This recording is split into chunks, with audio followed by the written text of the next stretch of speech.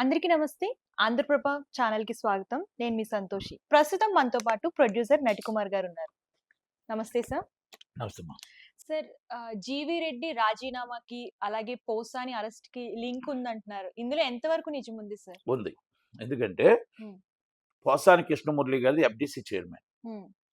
GV Reddy గారు అంటే అంతకుముందు ఉన్న చైర్మన్, జీవీ రెడ్డి గారి ప్లేస్‌లో ఉన్న చైర్మన్ ఫైబర్‌నెట్ చైర్మన్‌కి is a link electronics. Hmm. Electronics and cinema industry, cinema telecast అంటారు. ఆ హ్మ్. టెలికాస్ట్ ఉండేటప్పుడు ఆటోమేటిక్‌గా హైదరాబాద్‌లో ఆయన ప్రసాద్ ల్యాబ్‌లో మీటింగ్ పెట్టారు.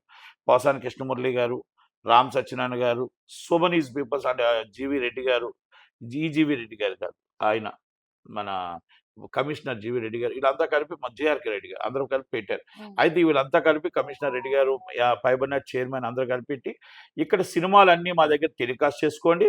మేము మీకు మినిమమ్ 5,00,000 నుంచి చాలా డబ్బులు ఇస్తామని చెప్పారు. హ్మ్. కొన్ని అంటే ఆ సినిమాని ఏసినోడు కూడా సినిమా చూడడు. హ్మ్. ఏసినోడు కూడా సినిమా చూడడు. ఓకే.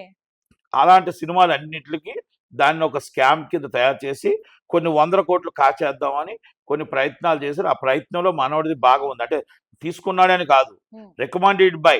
హ్మ్. అందుకే అలా అంతకుముందు మన టీఆర్‌కే రెడ్డి గారు, విజయ్ కుమార్ రెడ్డి గారిది కూడా ఉంది. ఈ విజయ్ కుమార్ రెడ్డి గారు అందరూ భాగం ఉంది. అందుకే నేనేమంటున్నానంటే ఆ సినిమాల నుంచి ఎంత డబ్బెళ్ళింది, ఎవరెవరికెళ్ళింది, ఎక్కడికెళ్ళింది, ఆ స్కామ్‌లో పోసాని కృష్ణమురళి గారు కూడా ఉన్నారు. దాని మీద కూడా ఎంక్వైరీ చేయండి. హ్మ్. అలాగే జీవీ రెడ్డి గారు తీసిన ఏదైతే అవినీతి తీశారో ఆ అవినీతిలో నిజం ఉంది. ఎంప్లాయ్‌మెంట్ నిజం ఉంది.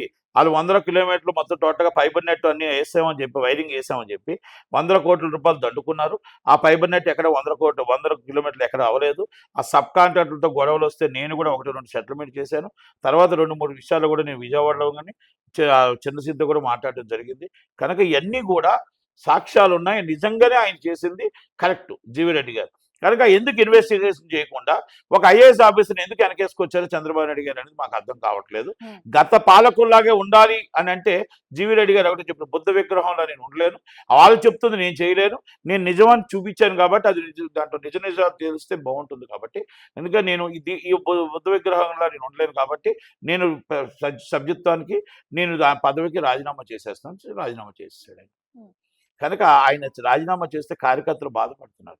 ప్రతి ఒక్కరు బాధపడుతున్నారు. ఒక నిజాయితీ మనం గత పాలకులు చేసిన తప్పుని ఎత్తి చూపుతప్పుడు మనం మందలిస్తే ఎలా?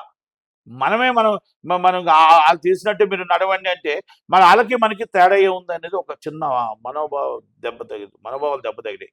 అందరూ కూడా ఇబ్బంది పడుతున్నారు. హ్మ్. కనుక చంద్రబాబు నాయుడు గారు కూడా అర్థం చేసుకొని గత పాలకులు చేసిన తప్పుని ఇన్వెస్టిగేషన్ చేసి యాక్షన్ తీసుకొని ప్లస్ ఇమ్మీడియేట్‌లీ పోసాని కృష్ణమురళి గారి మీద సుమోటోగా కేసు రిజిస్టర్ చేసి మీరు ఫైబర్ నెట్‌ది కూడా ఎంక్వైరీ చేయవలసిందిగా కోరుచున్నాను.